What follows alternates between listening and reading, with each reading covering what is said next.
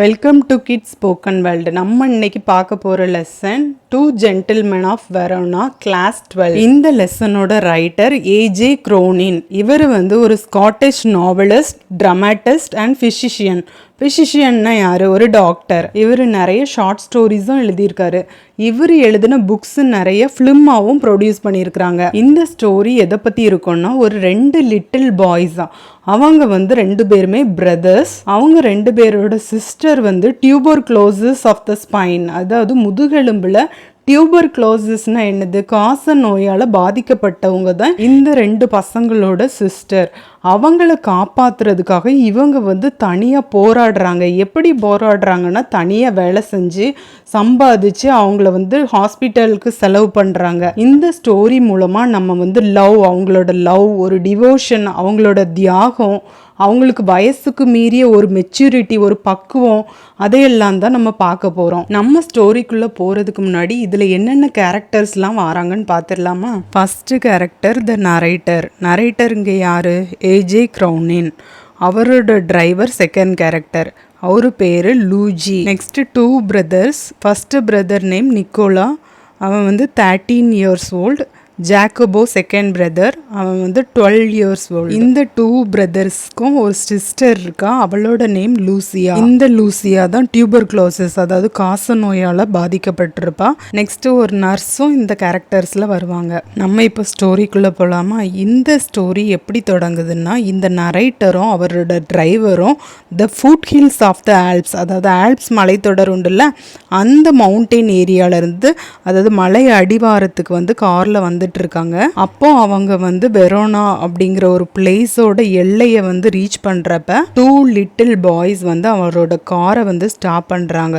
எதுக்காகன்னா, அவங்க ஸ்ட்ராபெரிஸை செல் பண்றாங்க, அந்த 2 லிட்டில் பாய்ஸும். அப்போ அந்த டிரைவர் நரேட்டர் கிட்ட சொல்றாரு, நீங்க இந்த பழத்தை வாங்காதீங்க, நம்ம வெரோனாக்குள்ள போயிட்டோன்னா அங்க நல்ல ஃப்ரெஷ் ஃப்ரூட்லாம் கிடைக்கும் அப்படின்னு இந்த டிரைவர் லூயிஜி சொல்றாரு. ஏன்னா இந்த 2 லிட்டில் பாய்ஸும் பார்க்க எப்படி இருக்கிறாங்கன்னா, ஷாப்பி அப்பியரன்ஸ், அப்படின்னா ரொம்ப பார்க்கவே அக்லியாக ட்ரெஸ் பண்ணியிருக்காங்க. அதாவது ரொம்ப பார்க்கவே அசிங்கமாக ட்ரெஸ் பண்ணியிருக்கிறாங்க, ஒரு நீட்டாகவே இல்லை. அதனால இந்த பழத்தை வாங்காண்டான்னு சொல்லிட்டு அந்த டிரைவர் சொல்கிறாரு. அதில் ஒரு பையன் ஜெர்சி போட்டிருக்கான், கட் ஆஃப் காக்கி பேண்ட்ஸ், அதாவது ஒரு கிழிஞ்ச காக்கி பேண்ட்டையும் போட்டிருக்கான். இன்னொரு பையன் ஆர்மி ட்ரெஸ் மாதிரி போட்டிருக்கான், அதுவும் ரொம்ப கட்டையாக இருக்குது, லூஸாக இருக்குது, மடக்கி வச்ச மாதிரியும் இருக்குது, ரொம்ப பார்க்கவே அப்படி ஒல்லியாக இருக்கான். அந்த 2 லிட்டில் பாய்ஸும் ப்ரௌன் ஸ்கின்னாக இருக்காங்க, அதாவது புது நிறமாக இருக்காங்க. முடியெல்லாம் டேங்கிள்ட் ஆகி போய் இருக்குது, அதாவது ரொம்ப சிக்கு விழுந்து போய் இருக்கும்ல, அந்த மாதிரி அவங்களோட ஹேர் இருக்குது. கண்ணெல்லாம் ரொம்ப டார்க்காக இருக்குது. பார்க்குறதுக்கு அவங்களோட அப்பியரன்ஸே ரொம்ப விசித்திரமாக இருக்குது. இந்த நரேட்டரோட டிரைவர் லூயிஜி அந்த 2 பசங்க கிட்டையும் பேசுறாரு, பேசி தெரிஞ்சுக்கிறாரு. ஒரு பையன் பேரு நிக்கோலா, அவனுக்கு அவன் தான் எல்டர் பிரதர், அவனுக்கு 13 இயர்ஸ் ஓல்டு. எங்கர் பிரதர் அவனுக்கு 12 இயர்ஸ் ஓல்டு, அவனோட நேம் ஜாக்கோபோ. லாஸ்ட்ல சரி ஓகேன்னு சொல்லிட்டு அந்த டிரைவரும் நரேட்டரும் ஒரு பிக்கஸ்ட் பேஸ்கெட் ஆஃப் ஸ்ட்ராபெரிஸை வாங்கிட்டு அந்த டவுனுக்குள்ளே போகிறாங்க, வெரோனாக்குள்ளே. அடுத்த நாள் காலையிலையும் இந்த நரேட்டரும் டிரைவரும் அந்த 2 பாய்ஸை பார்க்குறாங்க. அவங்க என்ன ஒர்க் பண்ணிகிட்டு இருக்காங்கன்னா, ஷூ சைன் பாக்ஸை வச்சுருக்காங்க, அதாவது ஷூ பாலிஷ் போடுவாங்க, அந்த பாக்ஸை வச்சுருக்காங்க. இந்த நரேட்டரும் டிரைவரும் ஒரு ஹோட்டல்லேருந்து வெளியே வர்றப்ப இவங்க ஷூ பாலிஷ் போட்டுட்டு இருக்கிறாங்க. அதாவது பொதுமக்கள்லாம் கூடுற இடம் இருக்கும்ல, அதுதான் பப்ளிக் ஸ்கொயர், அந்த இடத்துல இவங்க இந்த ஒர்க்கை பண்ணிகிட்டு இருக்காங்க, ஷூ பாலிஷ் போடுறத. இதை இவங்க 2 பேரும் கொஞ்ச நேரமாக பார்த்துட்டு இருக்காங்க. அதுக்கப்புறம் அவங்களோட கஸ்டமர்ஸ்லாம் குறைஞ்ச பிறகு இவங்க 2 பேரும் அந்த லிட்டில் பாய்ஸ் கிட்ட பேச போகிறாங்க. அந்த 2 பாய்ஸும் இவரையும் இந்த டிரைவரையும் ரொம்ப வெல்கம் பண்ணுறாங்க. நரேட்டர் அந்த 2 பாய்ஸ் கிட்டேயும், நான் நினச்சேன் நீங்கள் ஃப்ரூட்ஸ் தான் செல் பண்ணுவீங்கன்னு நினச்சேன் அப்படின்னு சொல்லிட்டு கேட்குறாங்க. உடனே அந்த 2 பாய்ஸ் சொல்கிறாங்க, நாங்கள் நிறையா ஒர்க் பண்ணுறோம் சார் அப்படின்னு சொல்லிட்டு நிக்கோலா சொல்கிறான். சில டைம் விசிட்டர்ஸ், அதாவது டூரிஸ்ட்லாம் வருவாங்கள்ல, அவங்களுக்குலாம் டவுனை போய் சுற்றி காட்டுவோம். ஜூலியட் டோம்ப்னா என்னென்னா ஜூலியட்டோட கல்லறை, அங்கேயும் கூட்டிகிட்டு போவோம். இன்னும் அவங்க என்னென்ன பிளேஸ்க்கெலாம் போகணுன்னு ஆசைப்படுறாங்களோ அங்கே எல்லாமே நாங்கள் கூட்டிகிட்டு போய் சுற்றி காட்டுவோம்னு சொல்லிட்டு, உடனே இந்த நரேட்டரும் கேட்குறாரு, எங்களையும் கூட்டிகிட்டு போகிறீங்களா அப்படின்னு சொல்லிட்டு. அந்த 2 லிட்டில் பாய்ஸும் சரி ஓகேன்னு சொல்லிட்டு இவங்க 2 பேரையும் டவுன் எல்லாம் சுற்றி காட்டுறாங்க. இந்த ஆத்தர் அதாவது இந்த நரேட்டருக்கு வந்து ரொம்ப ஆர்வமாக இருக்குது இந்த 2 பசங்களை பற்றி தெரிஞ்சுக்கிறதுக்கு. ஏன்னா இந்த சின்ன வயசில் வந்து இவ்வளோ ஒரு ஒர்க் மைண்டடாக இருக்காங்க, ரொம்ப சின்சியரிட்டியாக இருக்காங்க. அதெல்லாம் யோசிச்சு பார்த்தா இந்த நரேட்டருக்கு வந்து ரொம்ப ஆச்சரியமாக இருக்குது. அதுக்கப்புறமா அடுத்த வாரமும் இந்த 2 பேருமே இந்த லிட்டில் பாய்ஸை வந்து அடிக்கடி மீட் பண்ணுறாங்க, பார்க்குறாங்க. இந்த 2 லிட்டில் பாய்ஸுமே இந்த நரேட்டருக்கும் அவரோட டிரைவருக்கும் வந்து ரொம்ப ஹெல்ப்ஃபுல்லாக இருக்காங்க. அதாவது இவங்களுக்கு வந்து எங்கே அமெரிக்கன் சிகரெட்ஸ் கிடைக்கும்னு தெரியலைனாலும் அந்த லிட்டில் பாய்ஸ்க்கு வந்து தெரிஞ்சிருக்குது.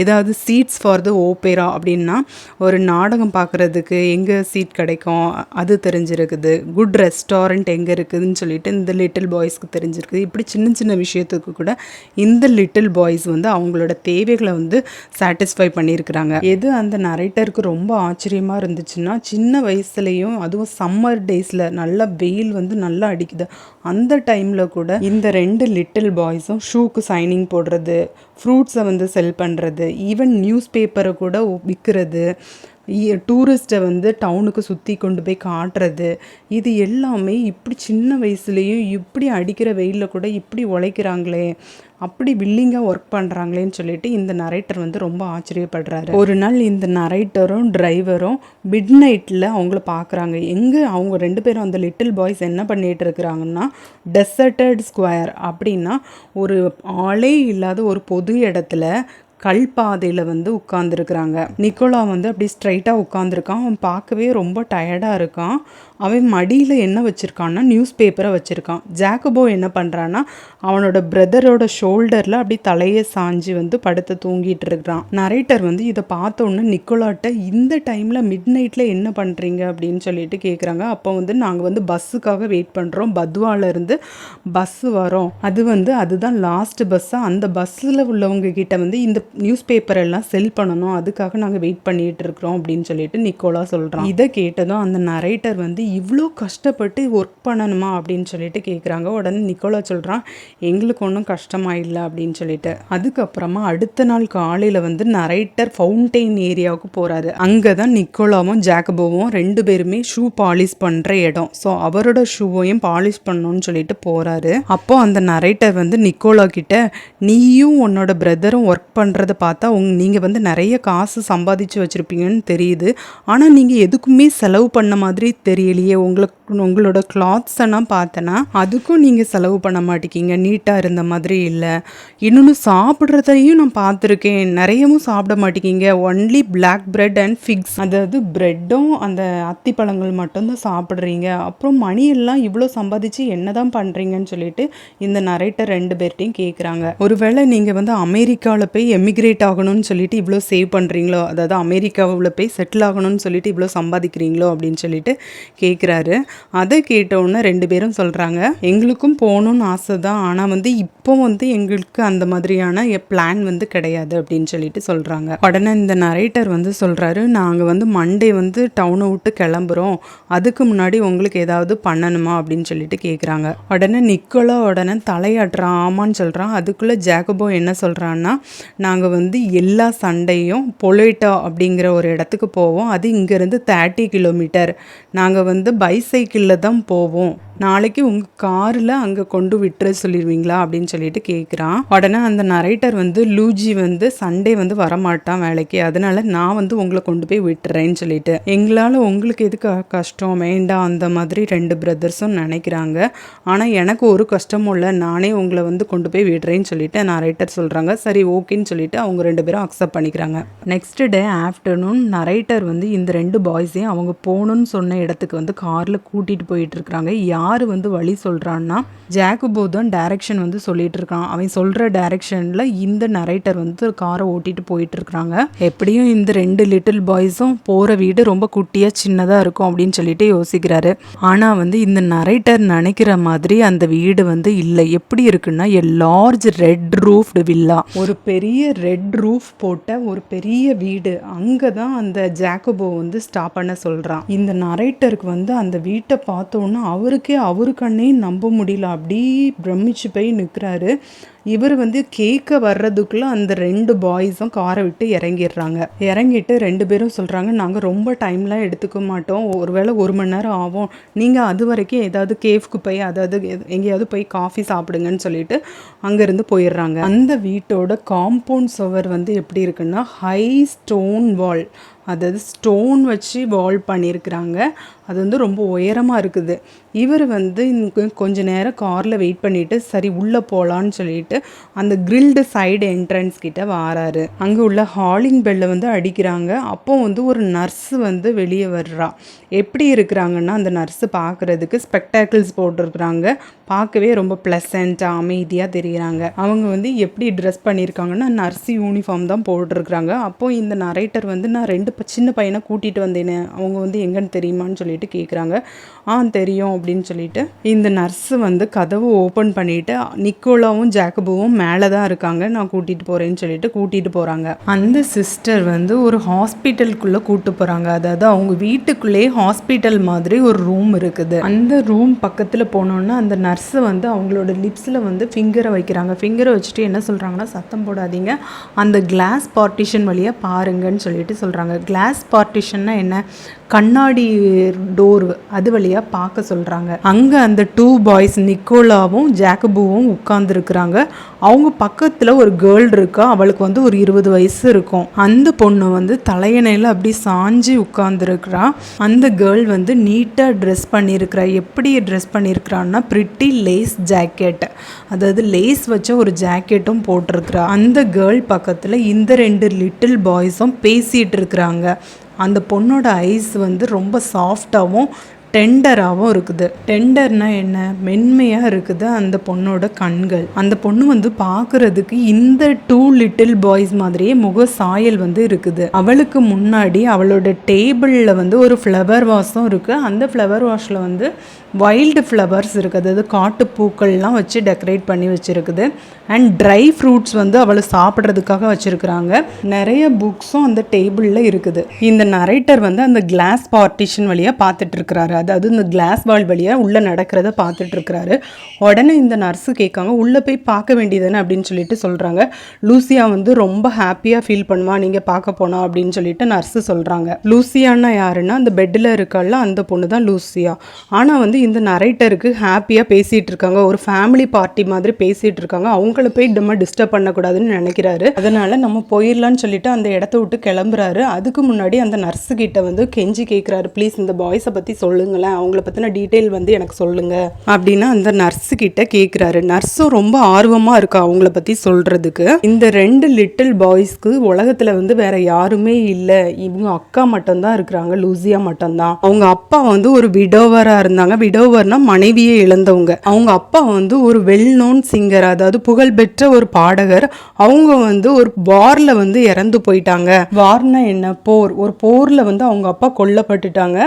அதுக்கப்புறம் அவங்க வீடும் ஒரு பாம் பிளாஸ்ட்ல வந்து அது அழிஞ்சு போயிட்டு, அதனால இந்த 3 சில்ட்ரனுமே தெருவுக்கு வந்துட்டாங்க, அதாவது ஸ்ட்ரீட்டுக்கே வந்துட்டாங்க. நல்ல ஒரு கம்ஃபர்டபுளான வாழ்க்கையை வந்து வாழ்ந்துட்டு இருந்தாங்க. லூசியா வந்து ஒரு பாடகர் ஆகணும் அப்படின்னு சொல்லிட்டு ட்ரைனிங் கூட எடுத்துட்டு இருந்தா. ஆனால் வந்து அவங்க வந்து பசியில் கிடந்து தவிக்கிற மாதிரி அவங்க நிலைமை வந்து ஆயிட்டு. அந்த போரில் அவங்க அப்பாவும் இறந்துட்டாங்க, பாம் பிளாஸ்டில் அவங்க வீடும் அழிஞ்சு போச்சு. அதனால அவங்க பசியில் தவிக்கிற மாதிரியும் ஆயிட்டு. கோல்டான வின்டர் சீசனில் கூட வெளியே கிடந்து ஸ்ட்ரீட்டில் கிடந்து அவங்க வாழணுங்கிற நிலமை வந்து வந்துச்சு. அதுக்கப்புறமா சில மாதங்கள் வந்து கழித்து அவங்களே அவங்க கையால் இந்த உடஞ்சி போன பிரிக்ஸ் எல்லாம் வச்சு ஒரு ஷெல்டர், அவங்களுக்கு தங்குறதுக்கு வந்து ஒரு இடத்த அமைச்சிக்கிட்டாங்க. அவங்க கையாலே அதை பில்டு பண்ணிக்கிட்டாங்க. ஒரு 3 வருஷமாக ஜெர்மன்ஸ் தான் அவங்கள வந்து ரூல் பண்ணியிருக்கிறாங்க, அதாவது ஆட்சி பண்ணியிருக்கிறாங்க. அந்த பாய்ஸ்க்கு வந்து ஜெர்மனை பிடிக்கவே பிடிக்காது.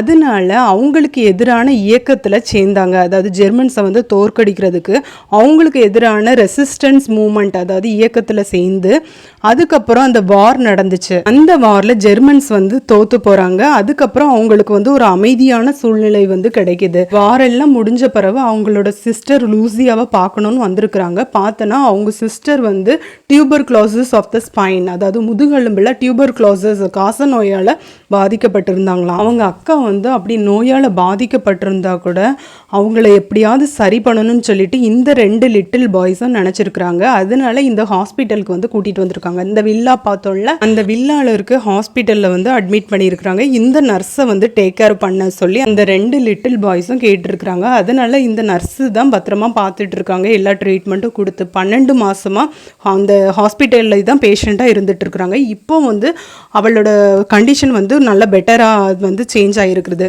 அதனால இந்த நர்ஸு சொல்கிறாங்க, எப்படியும் அவன் நினச்ச மாதிரி ஒரு நாள் வந்து பாடகராகவே ஆயிடுவான், நல்லா சிங் பண்ணுவா, அவள் வந்து கம்ப்ளீட்டாக க்யூர் ஆயிடுவான்னு சொல்கிறாங்க. எங்களால் ஒழுங்காக ஹாஸ்பிட்டலுக்கு ஃபீஸ்லாம் கெட்டலைன்னா எங்களால் அவங்கள வந்து பார்க்கக்கூட முடியாது. ஆனாலுமே இந்த 2 லிட்டில் பிரதர்ஸும் எப்படியும் வாரந்தோறும் வந்து கரெக்டாக அவங்களோட பேமெண்ட்டை வந்து கெட்டிடுவாங்க. அந்த 2 லிட்டில் பாய்ஸும் எப்படி ஹாஸ்பிட்டலுக்கு ஃபீஸ் கட்டுறாங்க, என்ன வேலை செய்கிறாங்க, எதுவுமே எனக்கு தெரியாது, நானும் கேட்கல. இந்த வெரோனாவில் வேலை கிடைக்கிறதே கஷ்டம், ஆனால் வந்து எப்படி தான் சமாளிக்காங்களோ தெரில அப்படின்னு சொல்லிட்டு இந்த நர்ஸு வந்து சொல்கிறாங்க. அந்த நரேட்டர் கிட்ட, நர்ஸு கிட்ட அவங்கள பற்றின டீட்டெயில்ஸ் எல்லாம் தெரிஞ்சுக்கிட்ட பிறகு இந்த நரேட்டர் வந்து outside of the villa, அதாவது வில்லாவுக்கு அவுட் சைடில் வெயிட் பண்ணுறாங்க காரில். இந்த 2 லிட்டில் பாய்ஸும் கொஞ்ச நேரம் கழித்து வந்து காரில் ஏறி உட்காடுறாங்க இந்த நரேட்டர் பக்கத்தில். அந்த 2 லிட்டில் பாய்ஸும் எந்த ஒரு சீக்ரெட்டுமே சொல்லவே இல்லை, அவங்களுக்குள்ளே வச்சுக்கிட்டாங்க. அப்போ இந்த நரேட்டர் வந்து யோசிக்கிறாங்க, இந்த சின்ன வயசில் ஒரு செல்ஃப்லெஸ் ஆக்ஷன், அதாவது சுயநலமற்ற ஒரு செயலை வந்து செய்கிறத பார்த்து ஆச்சரியப்படுறாரு. எவ்வளோ பெருந்தன்மையாக இருக்காங்க, எவ்வளோ உயர்ந்த பண்புகள்லாம் இந்த 2 லிட்டில் பாய்ஸ்டே இருக்குன்னு சொல்லிட்டு யோசிக்கிறாங்க. மனுஷங்க வந்து வாழ்கிற சமுதாயத்தில் இப்படிப்பட்ட பண்புகளுடைய இந்த சின்ன பசங்களை பார்த்து அந்த நரேட்டர் வந்து ரொம்பவே சந்தோஷப்படுறாரு.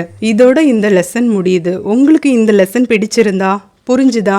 If you understand my way of teaching, like my channel and subscribe my channel and share it with your friends. Thank you.